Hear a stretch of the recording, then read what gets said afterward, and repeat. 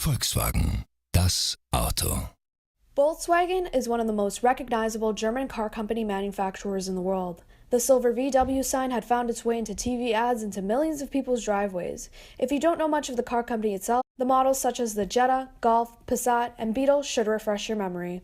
If not, the car company itself was the top automaker, and then now known to be part of 2015's big company scandals for admitting they had rigged 11 million vehicles worldwide to cheat on an emissions test. And an emissions test is done to cars to meet a certain standard to allow repeatable and comparable measurement of exhaust emissions for different engines, according to Google. This means to determine if the car meets certain standards to be eligible to be driven on roads without much air pollution to be distributed, according to Ontario.ca. Pollution releases nitrogen oxide, which is the main effect and cause to humans that damages the lung. It is released into the air, inflaming the lungs. This reduces immunity to lung infections such as wheezing, coughing, and bronchitis, all deadly and long-lasting health problems.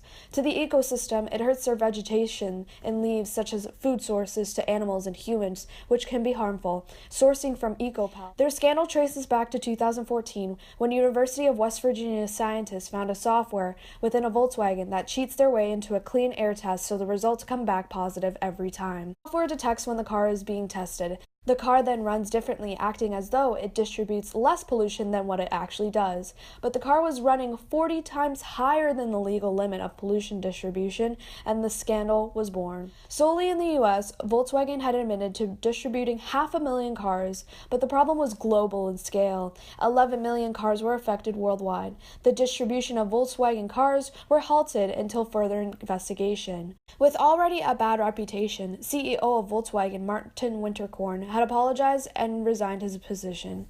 The lawsuits that Volkswagen was facing was immense. The unethical distribution of products led to further investigation of German headquarters. Since then, Volkswagen had lost their position from being the #1 car company in the world to Toyota.